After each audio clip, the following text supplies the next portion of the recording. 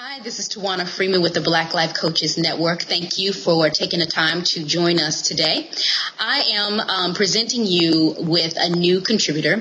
His name is Dr. Terry Jackson. He is one of the veterans in the business of organizational dynamics and organizational leadership, and it is with great pleasure that I introduce this gentleman to you all. So it's always good to listen to the wisdom that comes through the voices of our veterans so that we can understand some of the key things that they did through their journey and their professional career that made them as successful as they are today. So welcome, Dr. Jackson. Thank you for joining us today. Dr. Freeman, it is an honor and a pleasure to be here. Thank you very much for inviting me to take part in this, and I look forward to our interview here. Well, you are the founder of We Epiphany. Can you give us a little bit of background about what is We Epiphany and basically how long you've been established? We Epiphany is actually an executive coaching and consulting organization. What we do is we create leaders one step at a time. The foundation of that all is helping others helping others improve their quality of life. And what we'll do, say with an executive, there might be an organization who has an executive who they consider to be a top tier executive, but they may not be performing at that top level. We'll go in with a set of solutions based upon assessments that we give. We utilize assessments that will measure one's thinking skills, behavioral traits, as well as their occupational interest. Based on that information and from that assessment, we will then be able to determine how an individual actually processes information. And I like to make it clear that there's no bad or good way of processing information. It's just how they process information when they're giving. Let me give you an example. So there are some people who may have to be given information from a tablespoon. There are others who can receive information from a fire hose, but yet and still they can process it. Some people are more methodical in their processing of information. Some people can make decisions rather quickly. By utilizing this, it helps individuals communicate with other individuals. Another example is going into a boardroom where you have maybe 10 or 12 board members. They're not communicating well, but they don't understand. So we may offer to give the assessment to all of those board members. We'll come back, we'll show each and every board member how they communicate, how they process information, which then drives an effective organization, an organization that communicates better, as well as an organization that has become more effective in moving toward increased profitability. Wow. And with all your years of experience, are there any particular tools that you tend to use when you do that assessment? Because I know that there's so many on the market now. Do you favor any particular tools over others? Yes, what I found is Profiles International. It's called a PXT. That's just one of the assessments in their whole suite of assessments that they have to offer. That is the Profiles XT. It's actually what we would call the mothership of all the profiles that we use, and that we use that with everyone because, again, we want to understand how they think, how they behave, and what their occupational interests may be. And the occupational interest is very important because once you give that assessment and you interpret it, you may find that person is not in the right position for that organization. So Profiles is the assessment suite of tools that we utilize. So when you are looking at establishing a business and wanting to take that step, what I find is there are some things that we kind of always tell people to do, and we tell them to make sure that there's a market for what you offer. Make sure that you are communicating your vision appropriately. But outside of those basics, there's some things that you and I had discussed before, and you mentioned some things in an article that you wrote called 7 Steps to Build Your Business. And you talk about your voice, your heart, and truth. Those are just 3 of the 7. And if you could expand a little bit about what it means to have your voice and your heart and operate from a level of truth. Okay. Well, thank you very much for mentioning those, and thank you for being able to identify that article and see those in there. But what I would really like to start with first is the vision, because that is the key to everything. See, it's a holistic approach to starting a business, and I'm sure, being that you're a doctor, you understand systems theory and systems thinking. So everything that I do, I come from a systems theory perspective, and this means of starting a business, these 7 steps are basically a system that begins with the vision.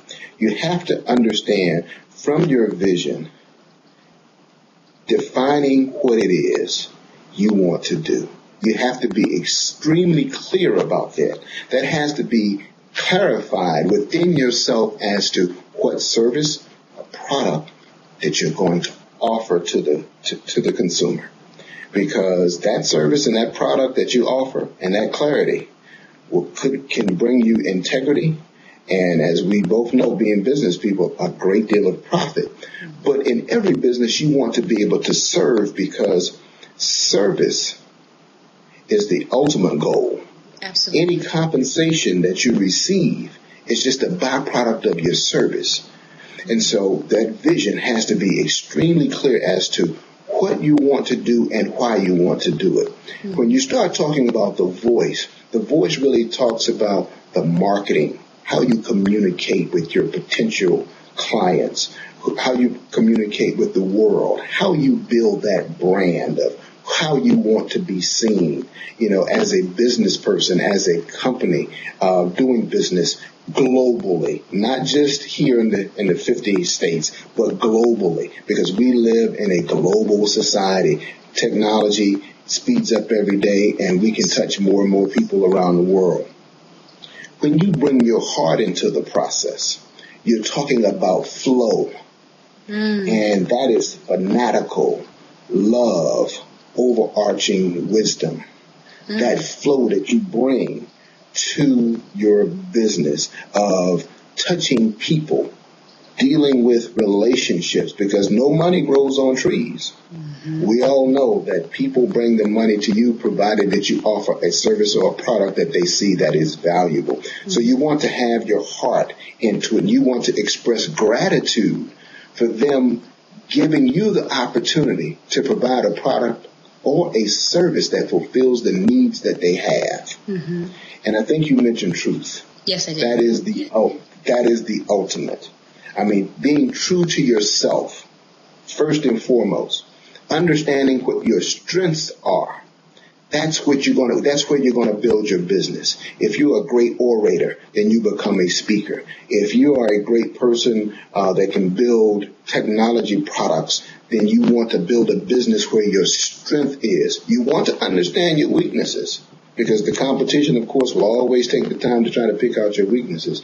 But you really want to understand your strengths and build your business around what your strengths are. So you want to be true to yourself, and you want to be true to your fellow man. Dr. Jackson, I want to go back to heart, because, you're right. As a business owner, you need to connect with that vision, and it should come from a place of passion, because if you are passionate about what it is that you're doing, obviously you stand to be more successful. When you talk about the heart of being in business and knowing that you are serving at a level where you are giving and you are putting the client first, you're assessing the needs of the client first, you are presenting things with quality, and you're allowing the provisions to follow you after you push quality. And again, it's dealing with the client or the prospective customer that makes all the difference. And so, we can be extremely passionate, but if we're not a people person, what can we do? How can we do a better job connecting with our prospective customer or client? Because at the end of the day, I may be very introverted.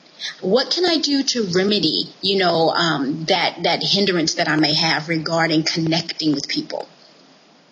Well, again, speaking of executive coaching, or speaking of any coaching, when you're talking about, it's easy to teach technical skills.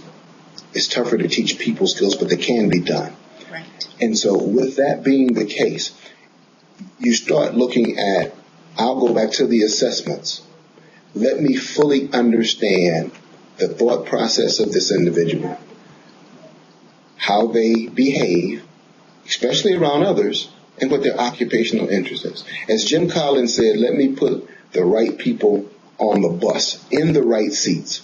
So as I'm looking at the attitude and I'm looking at the personality of this individual and how they best interrelate with people, then you can utilize the assessment, interpret the assessment, and build a coaching program around helping that person improve their personable skills. Absolutely.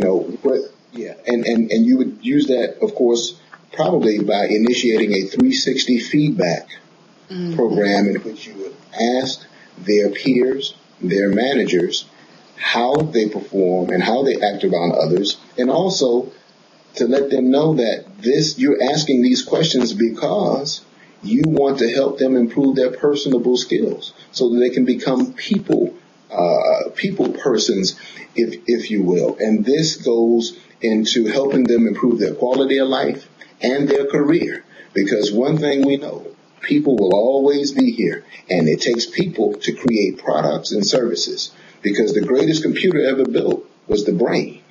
That's right. And from that, you have to be a people person dealing with people every day. And so you want to look for compassion. And so we want to build compassion in a person. We want passion. We want understanding and gratitude to be a part of that human being. We got to understand that it's about service first. No man is an island. That's right. And with that being said, the only thing you can really depend on is other people. Interdependence, I think Dr. Stephen Covey said that interdependence is the highest level of human interaction possible.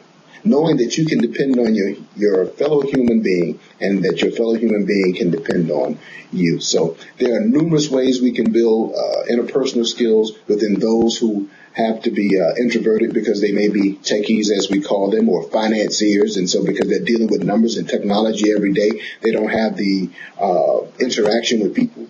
But we need to take them to a higher level of performance, because when you get to the executive levels, it's not about the technical skill any longer. It's about your ability to inspire others to see a vision that you've created as to where your organization wants to go.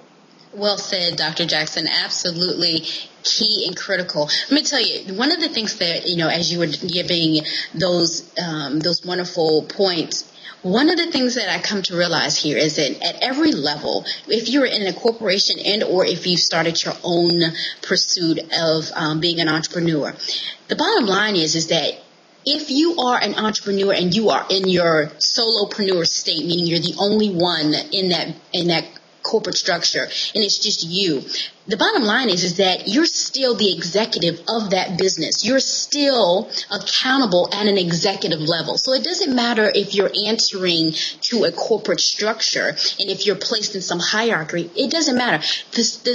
The tools or the keys still apply, whether you're in a corporate structure or on your own. The bottom line is, you mentioned, I need to do an assessment if there's some areas that I need to develop. I need to understand how to develop my people skills. I need to understand not only the financing aspect of running a business, but I also need to know the marketing. So you may be the one point person for all those critical skills, but the bottom line is that everything you mentioned in this article is applicable even as an executive and or the executive of a small business. It's all applicable. And so with everything that you just mentioned, people who are listening, if you are in human resources and you are looking for a company that could come in to help you to run those assessments for your executive leadership or work with the executive leadership to help continue to transition the company through the 21st century, then you need to contact Dr. Terry Jackson from We Epiphany so that he can come in and be a support to your organization and help you get to the next level. In addition to that, as a coach, he is also available to assist you as you build build your small business. And again, going from a small business to a thriving corporation could be your vision. If that's the case, again, you need to contact our veteran here, Dr. Terry Jackson, so that he can assist you in understanding the things that you need to adjust early on so that you don't have to reverse engineer and spend a whole lot of money trying to figure it out all later. So thank you so much, Dr. Terry. I do appreciate everything that you've given us today, and I look forward to having you back. Thank you so very much. It was an honor, and I look forward to spending some more time with you talking about business. Okay, so before we conclude, where can we find you on the internet? On the internet, you can go to my website. That is www.weepiphany, WEPIPHANY.co. Not .com, but .co, C-O. You can reach me there. You can also reach me on Facebook. My Facebook page, which is a leadership page, actually, with a lot of different articles and quotes. You can also call me at 614-301-6918, and my email is terry@weepiphany.co. Perfect. Thank you so much. And all that information you can find below this video. So just scroll down and you'll be able to capture all that information so that you can easily find this gentleman and contact his company to get you moving in the right direction. Thank you so much for your time.